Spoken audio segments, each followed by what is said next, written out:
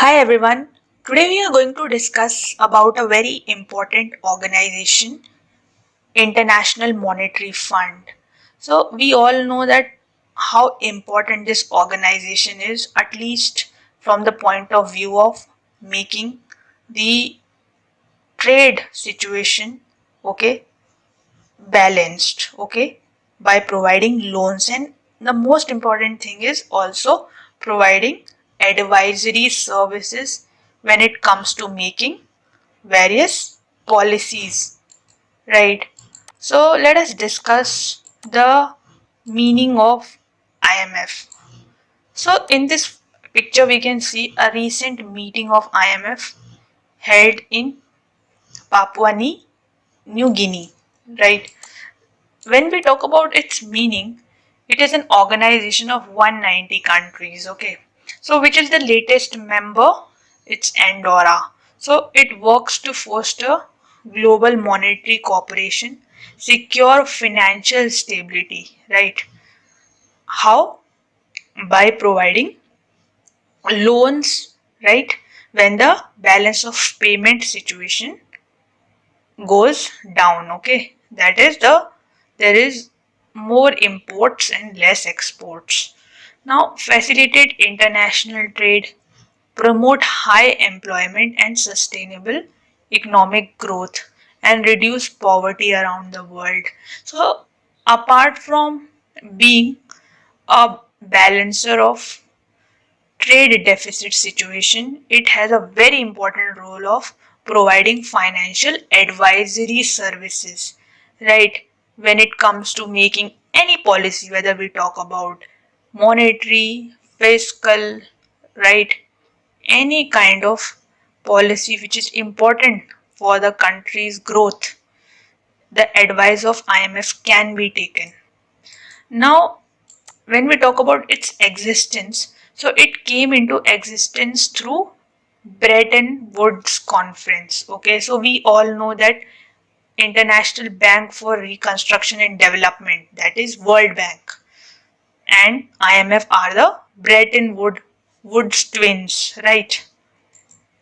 So it came into formal existence in 1945, but it started its operations from 1947. And as I said, it has 190 members currently, and the most recent member is Andorra. And when we talk about its functions, so according to the IMF itself, it its work it basically works to foster global growth and economic stability by providing policy advice. So see, this is a very important function of IMF, by that is of providing advisory services and financing the members by working with developing countries to help them achieve macroeconomic stability and reduce poverty. Very right. Now, upon the founding of the IMF, its three primary functions were to oversee the fixed exchange rate arrangements between countries, right? What is the exchange rate that is there between two countries or between many countries, right? So this helped in gaining national governments manage their exchange rates and allowing these governments to prioritize economic growth and to provide short-term capital to aid the balance of payments, right? So it basically helped the government initially in fixing the exchange rate. What should be the exchange rate for a particular country when it comes to trade, right?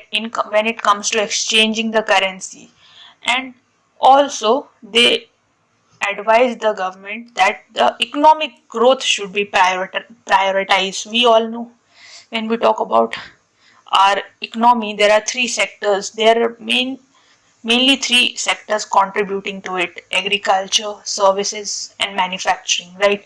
So IMF basically advised for focusing on economic growth and to provide short-term capital to the for the aid of balance of payments. Balance of payments is a basically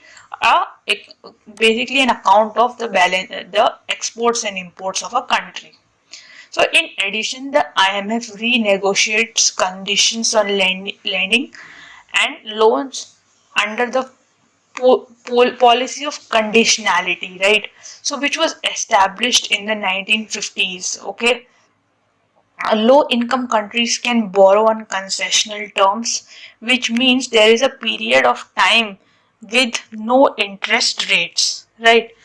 And through the extended credit facility, the standby credit facility, and the rapid credit facility, right? So these terms are basically for the countries who are in different stages of development, right? So they are being provided loans through these facilities. Okay.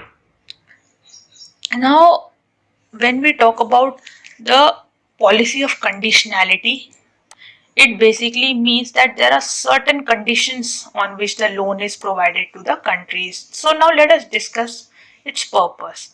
The main purpose of the organization is to keep the international monetary system stable. Okay, that the entire monetary system of the world is stable. There is no deficit situation in a country's trade. The IMF achieves this by surveillance of countries, that is keeping an eye on the policies of the various governments, and also publishes reports if there is any danger through these, right? So how does the IMF achieve this? It keeps a surveillance of the countries. Okay, what are the various policies that are being implemented by various governments? Okay, then it publishes reports on this, okay, from time to time, right? Now when we talk about financial assistance, every member of the organization has a quota allocated, okay, to it, and this depends on the country's openness to trade, how open the country is towards the trade, then variability, okay, and also the reserves that the country has kept with the IMF, okay, in the form of either gold or currency terms. The IMF grants loans to the countries which are facing balance of payment deficit situation. See, we discussed that whenever there is balance of payment deficit, right? We all know that in BOP account there is current and capital account. Current account consists of visible goods, that is all the mercantile or goods which are visible and invisible also, which can be our services, grants, your donations, gifts, everything. Then there is capital account also, which consists of the FDI that a country gets, okay, the loans that a country borrows or gives to other countries, right? Money deposited in the account of NRI. So everything there is there in current your capital account, right? So the role of the IMF is to give loans if a country is facing the balance of payment deficit situation. Now, when we talk about governance at IMF, how is it governed? How does it actually run? So, Board of Governors. The first board is of the governors. It includes one governor and one AG from, okay, every member country. Okay, so there are basically one two governors from every country. One is the deputy governor, and the first one is the governor of a country, right? Then committee, there is also a committee wherein there are 24 governors advising to the executive board. Okay, so when we talk about executive board, it has 24 governors or members basically who perform daily operational tasks. Okay, they perform daily operational tasks. Now managing director is also there, right? Main members, the main person is the managing director, and it has 4 deputy MDs also under him. Now when we talk about board of governors in detail, so it consists of one governor and one alternate governor for each member country, right?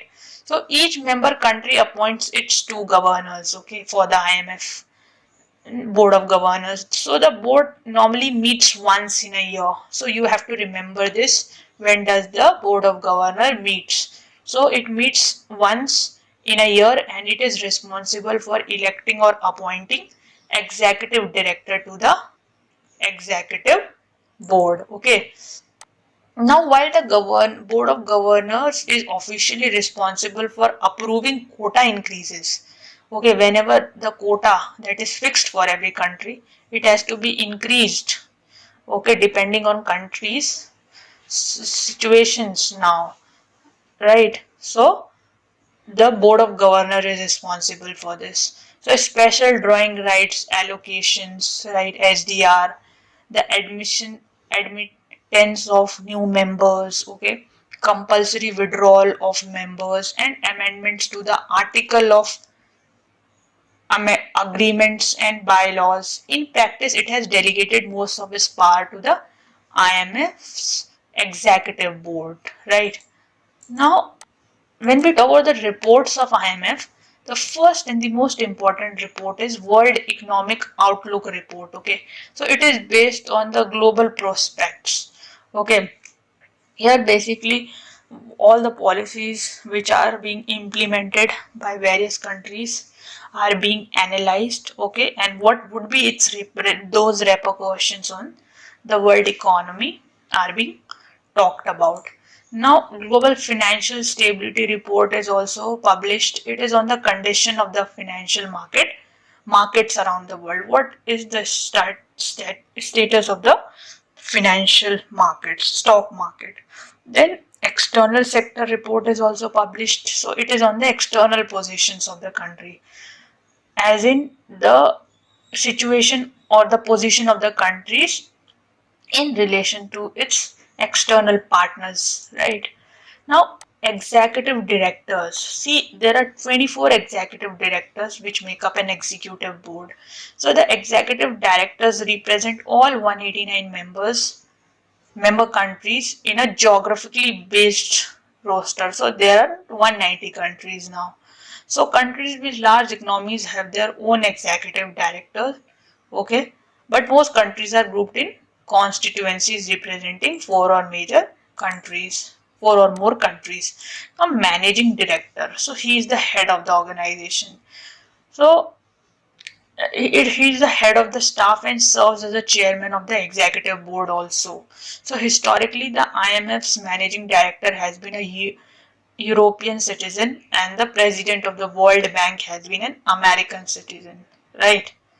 This has been history.